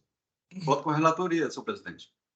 Colocamos o resultado. Tribunal, unanimidade nos termos do voto do relator, conhece do recurso e lhe dá provimento, a fim de julgar improcedente os pedidos constantes na exordial nos termos do artigo 487.1 do CPC, estabelecendo onde sucumbências customariamente devidos pelo apelado, este na base de 10% sobre o valor atualidade da causa a favor da apelante, conforme o artigo 85, parágrafo 2º do CPC. Estabelecendo, contudo, a condição suspensiva de exigibilidade em razão dos benefícios da gratuidade processual. Do Godofredo. Processo número 3. 0000147, dígito 55, 2016.8.18.0077, apelação cível. Origem, Uruçuí, vara única. Apelante, Estado do Piauí. Procurador-Geral do Estado do Piauí. Apelada, Maria Olinda Gomes Soares. Advogado, Robert de Moura Carneiro. Relator, desembargador José James Gomes Pereira. Apelação cível, ação ordinária, contrato nulo, autor contratado, sem concurso, demitido sem as verbas trabalhistas, condenação da Fazenda Pública Estadual a pagar a FGTS do período comprovadamente laborado. A contratação de servidor após a Constituição de 88, sem prévia aprovação em concurso público, encontra óbice no artigo 37, inciso 2 da Constituição Federal de 88, sendo nula de pleno direito, não gera nenhum efeito trabalhista, salvo quanto ao pagamento do equivalente ao salário dos dias efetivamente trabalhados e os depósitos de FGTS. Recurso conhecido e improvido. É o voto. Acompanhe Vossa Excelência, doutor Lito. Acompanhe, senhor presidente. Proclamo o resultado. Tribunal, unanimidade nos termos do voto do relator, conhece do recurso e nega provimento, mantendo-se integralmente a sentença. Processo número 6. 0713736, dígito 08, 2019.8.18.0000, agravo de instrumento, origem Teresina. Quarta vara dos feitos da Fazenda Pública. Apelante, Casas do Atleta Limitada. Advogado, Pedro Henrique de Alencar Martins Freitas. Agravado, Estado do Piauí. Procurador-Geral do Estado do Piauí, relator desembargador José James Gomes Pereira. Desembargador James. Bora. Ele está sem emenda, né, desembargador? Está sem emenda, eu vou ler o voto. Ah, tá. Presente requisito de admissibilidade. Você pode resumir, se quiser. Tá certo. Estando agravado, o agravo de instrumento tempestivo devidamente instruído, estou conhecendo. Passa análise do mérito. Consoante exposto, o agravante insurge contra a decisão que rejeitou, exceção de pré-executividade do agravante, determinou o prosseguimento da execução fiscal com a indisponibilidade dos ativos financeiros existentes em nome da executada. Em primeiro momento, vejo que a exceção de pré-executividade alega, em síntese, ofensa aos princípios do devido processo legal, contraditório à ampla defesa em razão da ausência da juntada do processo administrativo, tributário ou processo judicial, bem como da ausência de citação da executada pelo fisco, não constando ainda. Tal peça defensiva é construção doutrinária por excelência e devidamente admitida pela jurisprudência, pois é cabível, quando atendido simultaneamente, dois requisitos, quais sejam que a matéria invocada seja suscetível de conhecimento de ofício pelo juízo e que a decisão possa ser tomada sem necessidade de dilação probatória. Disso decorre a conclusão acertada de que A exceção de pré-executividade não é meio hábil para impugnar eventual excesso de execução, eis que não se trata de matéria de ordem pública, sendo insuscetível de análise em sede de exceção de pré-executividade, por ser objeto específico de eventual impugnação ao cumprimento de sentença ou embargos à execução. Contudo, a matéria ventilada pelo agravante, em sua exceção de pré-executividade, não requer qualquer dilação probatória e se caracteriza como matéria de ordem pública, eis que se destina a apurar apenas suposta nulidade dos títulos objeto da execução. Note-se que o Código de Processo Civil traz em seu artigo 803 CPC. É nula a execução se o título executivo extrajudicial não correspondeu à obrigação certa líquida e exigível, o executado não for regularmente citado, for instaurado antes de se verificar a condição ou de decorrer o termo. Parágrafo único.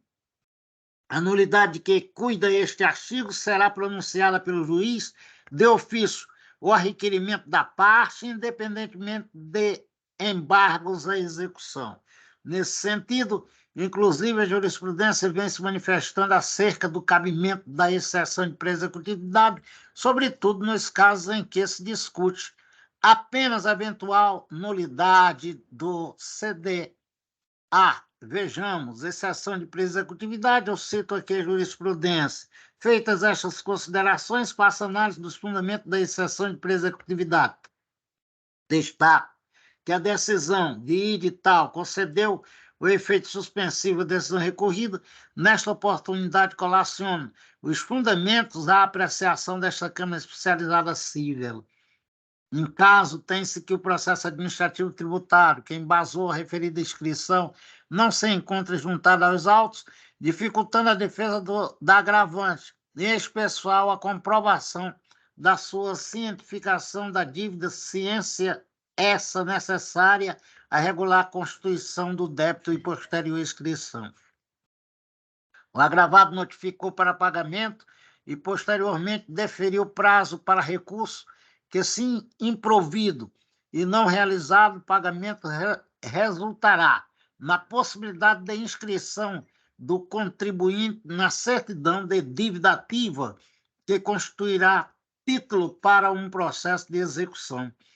Ferindo, portanto, os princípios constitucionais da ampla defesa e do contraditório assegurado na Constituição Federal, artigo 55, o qual preceitua que os litigantes em processo judicial administrativo e aos acusados em geral são assegurados o contraditório e ampla defesa com os meios e recursos a ela inerentes, observa-se ainda, visto na constituição do crédito, vez que o agravante não for regularmente citado pelo fisco, não constando nos autos comprovante de cientificação acerca do débito, fato este que invalida o lançamento e consequente inscrição em dívida ativa.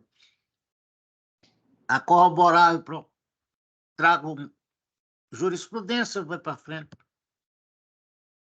Do exposto o voto pelo conhecimento do recurso para dar-lhe provimento, no sentido de cassar in toto a decisão agravada para que seja declarada a nulidade da ação de execução fiscal de primeiro grau, em virtude da impossibilidade do exercício do contraditório e da ampla defesa por parte da agravante, vez que os processos administrativos tributários que fundamentam as CDAs não se encontram juntadas aos autos, bem como seja declarada a nulidade do lançamento do crédito tributário por ausência de citação regular daquela empresa. É como voto, senhor presidente. Pois não, acompanhe Vossa Excelência.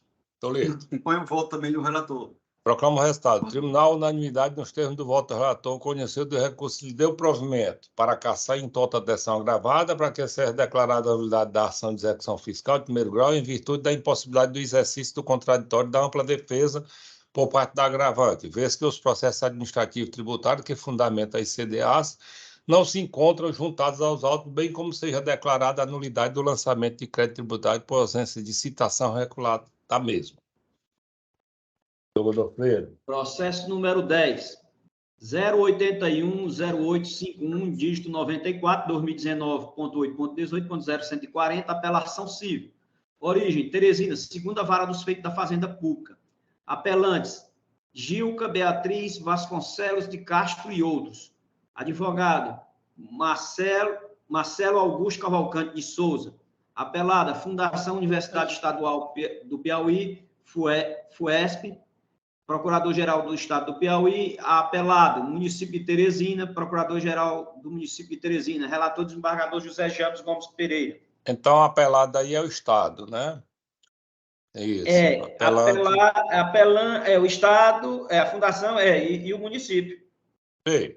Amador James, o voto. Mandado de segurança, concurso público, cargo de guarda civil municipal, reprovação em teste de aptidão física, alegativa de ausência desjuntada de filmagem do teste realizado por candidato paradigma, violação à isonomia, não acolhimento, autoridade judiciária, destinatário da prova em deferimento de diligências desnecessárias, inteligência extraída da Lei Processual Civil, impossibilidade dos impetrantes realizarem novo teste físico, obediência ao princípio da vinculação à regra editalícia, apelo conhecido e improvido, sentença mantida.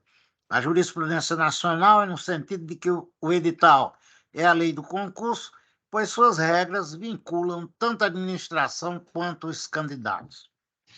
Assim, o procedimento do concurso público fica resguardado pelo princípio da vinculação ao edital, sendo que, no caso em apreço, a norma editalícia, a expressa vedação, a repetição em exercício durante a realização de exames físicos. Do contrário, estar-se-ia violando os princípios da impessoalidade e isonomia, já que os candidatos apelantes seriam privilegiados com uma segunda chance, prejudicando aqueles que não a tiveram. Não haverá, em regra, segunda chamada para a realização dos testes de aptidão física, para que seja possível a repetição da execução dos exercícios. Os apelantes teriam de demonstrar a ocorrência de fatores de ordem técnica não provocados por ele que pudessem interferir no andamento certame, o que não restou demonstrado nos autos. Destaque-se ainda que, quanto ao argumento recursal, que não houve a juntada do exame físico de outros candidatos, que teriam supostamente tido uma segunda chance de repetição do exercício, este deve ser afastado, haja visto que o julgador é o destinatário das provas, cumprindo-lhe determinar quais provas seriam necessárias à instrução do feito, indeferindo as diligências inúteis e meramente protelatórias. Como se observa, os autores não se desincumbiram de provar qualquer abuso, arbitrariedade ou inexistência de motivação do ato administrativo, o qual goza, portanto, de presunção de legitimidade e de veracidade. Registra-se também que um candidato não pode, em regra, obter tratamento diferenciado dos demais sob pena de ofensa à isonomia. Conhecimento e improvimento do apelo para manter a sentença recorrida em todos os termos e fundamentos em consonância com o parecer ministerial superior. É o voto, senhor presidente.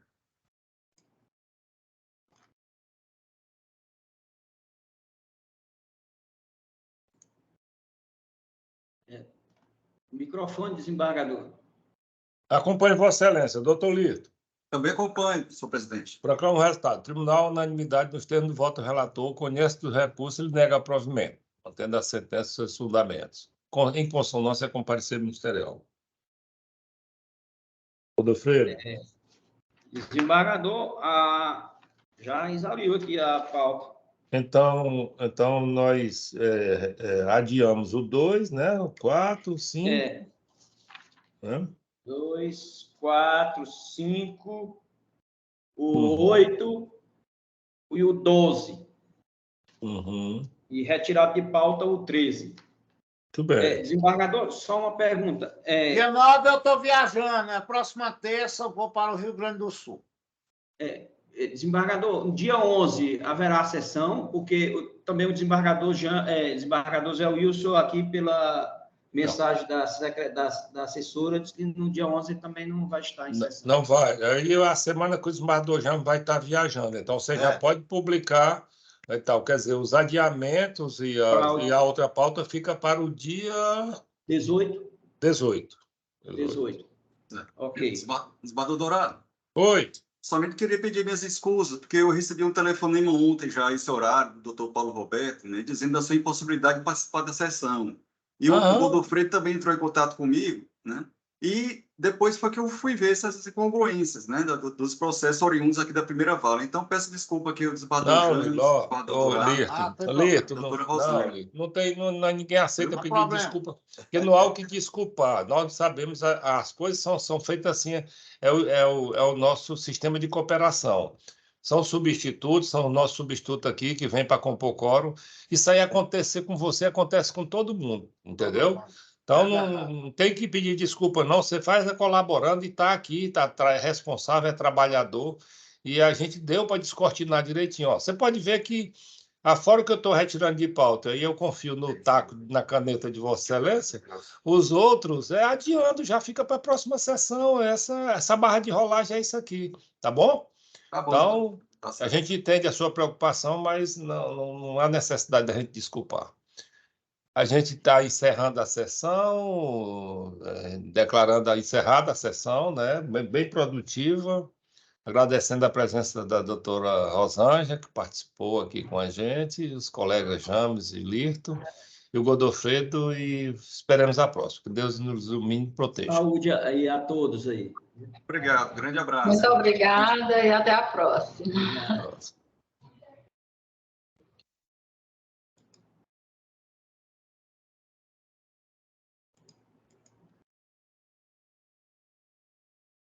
Perfeito, né, Godofredo? Você vê agora só... Já conseguiu? Deixa eu ver aqui, desembargador. Vou cancelar aqui a gravação.